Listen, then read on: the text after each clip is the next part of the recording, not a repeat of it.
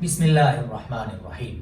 کیا آپ جانتے ہیں کہ ہم میں سے بہت سارے لوگ روزانہ ایک ایسا گناہ کرتے ہیں جو نمازوں کو کھا جاتا ہے، نیکیوں کو برباد کر دیتا ہے اور ہمیں احساس تک نہیں ہوتا۔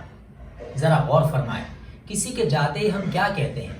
یار وہ بڑا عجیب آدمی ہے، اس کی عادت ہی خراب ہے، وہ بڑا کنجوس ہے، اس کے گھر کے حالات ٹھیک نہیں، اس کی بیوی ایسی ہے، اس کا شوہر ویسا ہے۔ اور ہم سمجھتے ہیں کہ ہم تو حقیقت بیان کر رہے ہیں۔ نہیں، اگر وہ بات اس کے سامنے کہی جائے اور اسے ناگوار گزرے، اسے بری لگے، تو یہی غیبت ہے۔ نبی کریم صلی اللہ علیہ وسلم نے صحابہ رضی اللہ عنہم سے پوچھا کہ تم جانتے ہو کہ غیبت کیا ہے؟ صحابہ رضی اللہ عنہم نے عرض کیا کہ اللہ اور اس کے رسول بہتر جانتے ہیں۔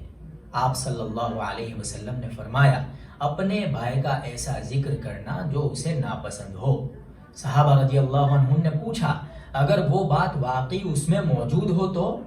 آپ صلی اللہ علیہ وسلم نے فرمایا، اگر وہ بات اس میں موجود ہو تب تم نے غیبت کی، اور اگر موجود نہ ہو تو بہتان باندھا۔ یعنی سچی بات بھی پیٹھ پیچھے اگر اس انداز میں کہی جائے کہ اسے ناپسند ہو تو یہ غیبت ہے۔ ہم گنہگار۔ اب ہم سوچیں کہ ہم روزانہ کتنی مجلسوں میں بیٹھتے ہیں، گھر میں، دوستوں میں، رشتہ داروں میں، گروپ میں، دفتر میں، آفس میں، اور کتنے آسانی سے لوگوں کا گوشت نوچ رہے ہوتے ہیں۔ قرآن پاک نے غیبت کو کس سے تشبیہ دی؟ اللہ تعالیٰ فرماتے ہیں، کیا تم میں سے کوئی شخص یہ پسند کرے گا کہ اپنے مردہ بھائی کا گوشت کھائے؟ یعنی جب ہم غیبت کر رہے ہوتے ہیں تو زبان سے الفاظ نہیں نکالتے، بلکہ اپنے مردہ بھائی کا گوشت نوچ رہے ہوتے ہیں۔ ذرا یہ منظر دل میں لائیے، کتنا گھناؤنا، کتنا خوفناک منظر ہے، اور ہم یہ کام ہنستے ہوئے کر رہے ہوتے ہیں۔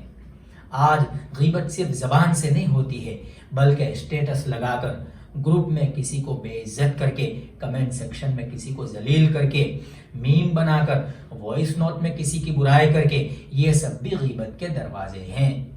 ہم سمجھتے ہیں کہ یہ تو ڈیجیٹل بات ہے، لیکن فرشتے یہاں بھی لکھ رہے ہوتے ہیں۔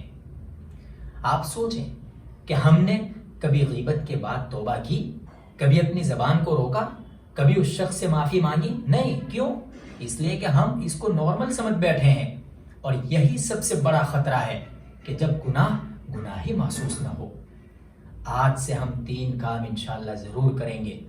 نمبر 1، اگر کسی کی غیبت شروع ہو جائے تو ہم ٹاپک چینج کر دیں۔ نمبر 2، اگر مجلس میں غیبت شروع ہو جائے تو ہم خاموش تماشائی نہ بن کے بیٹھے رہیں، خاموشی سے سنتے نہ رہیں، بلکہ اگر روک سکتے ہوں تو روکیں یا مجلس چھوڑ دیں۔